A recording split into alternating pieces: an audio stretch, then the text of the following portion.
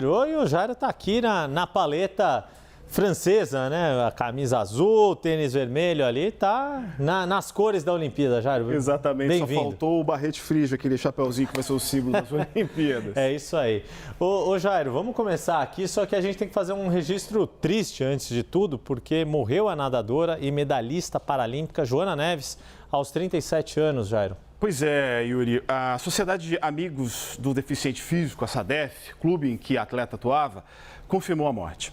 De acordo com a SADEF, a Joana estava em São Paulo para a realização de exames na busca por um diagnóstico para os episódios de convulsão que vinha apresentando.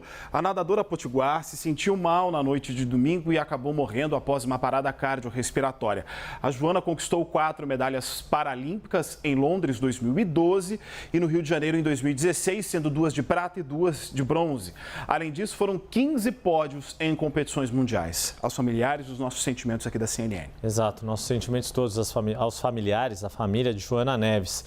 Agora, partindo para as notícias aqui também envolvendo Olimpíadas e o resto do contexto mundial, o presidente do Comitê Olímpico Internacional, Thomas Bach, se manifestou sobre o conflito na Ucrânia e no Oriente Médio, na verdade, sobre esses dois conflitos, Jairo. Exato. O esporte ele não se desassocia, né, do aspecto político, social, a Olimpíada surge como um momento de paz entre as guerras lá na Grécia Antiga. Exatamente, né? E uma característica da Olimpíada moderna é não conseguir parar com os conflitos, né? E a gente vê isso refletido, por exemplo, no que nós vamos trazer agora. Na entrevista para o jornal francês Le Monde, o Bach disse que vê o governo da Rússia cada vez mais agressivo contra o COI.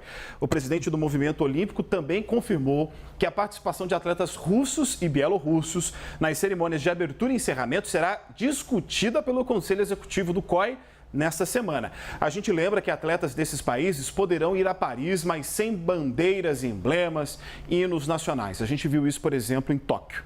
Bach ainda descartou a possibilidade de atletas israelenses competirem sob essas condições. Ele ainda garantiu que atletas palestinos estarão na França para a disputa dos Jogos Olímpicos. E a ver como esses conflitos todos ainda se desdobram ali na Olimpíada, porque de fato, como você disse, né, geralmente os conflitos fazem com que esses eventos esportivos, Copa, Olimpíada, sejam interrompidos, por exemplo, na Segunda Guerra Mundial.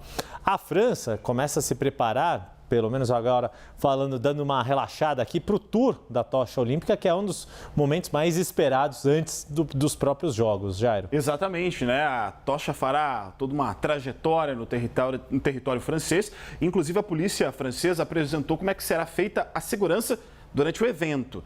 Os portadores da tocha serão protegidos por cerca de 100 agentes numa bolha de segurança e com medidas antidrones em vigor.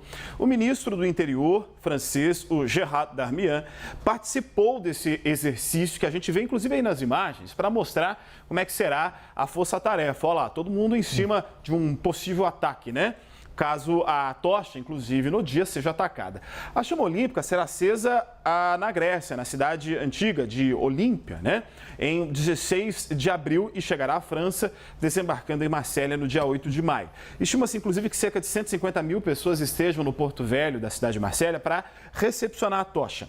A chama passeará por Paris em 14 e 15 de julho e a cerimônia de abertura está prevista para o dia 26 de julho. Ou seja, a contagem regressiva já está mais do que iniciada, tanto para o início do Tour da Tocha quanto dos próprios Jogos. E a gente vai fechar esse bloco com aquele momento de curiosidade. Semana passada, o Jairo trouxe aqui as informações, né? Recontou as primeiras medalhas do Brasil em Jogos Olímpicos e hoje a gente vai seguir mais ou menos nessa seara, é isso, Jairo? Exato, porque na modalidade individual, o Brasil levou a primeira medalha no tiro esportivo. Exato. Agora a gente vai falar de esporte coletivo. Isso aconteceu há muito tempo, foi lá em 1948 com o basquete masculino e está no contexto de guerra. A gente vai explicar isso porque os Jogos Olímpicos voltavam a ser disputados depois do intervalo de 2 realizações nos anos de 1940 e 44 por conta da Segunda Guerra Mundial. E ainda visivelmente abatida por todos os bombardeios que sofreu por parte do exército alemão, a cidade-sede foi Londres. O Brasil mandou 81 atletas em 11 modalidades e voltou com um bronze. A medalha foi conquistada pela Seleção Brasileira de Basquete Masculino. A equipe era dirigida por Moacir Daiuito e também tinha Zene de Azevedo Algodão como o principal nome. A histórica campanha começou com dificuldades. Já na viagem, imaginem só vocês, para chegar até Londres foram 2 dias de avião. O elenco saiu do Rio de Janeiro, parou em Natal, fez escala em Dakar, no Senegal, depois em Lisboa, em Portugal, e só então desembarcou na Grã-Bretanha.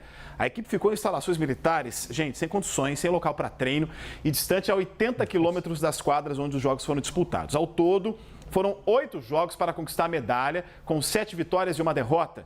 O único resultado negativo foi diante da França, o resultado 43-33 nas semifinais. Na disputa pelo bronze, a vitória foi sobre o México, 52-47. O Brasil agora, em 2024, tem 5 equipes coletivas garantidas para as Olimpíadas de Paris: vôlei masculino e feminino, rugby feminino, handebol feminino e futebol masculino. O basquete masculino e o rugby masculino ainda disputarão pré-olímpicos. Pode ter mais, assim como o basquete 3x3 também nos 2 naipes. Vamos torcer. E não tem como não, nessa relação que você fez, não tem como não notar a ausência do futebol masculino que não se classificou. Obrigado, Jair. Valeu, Yuri.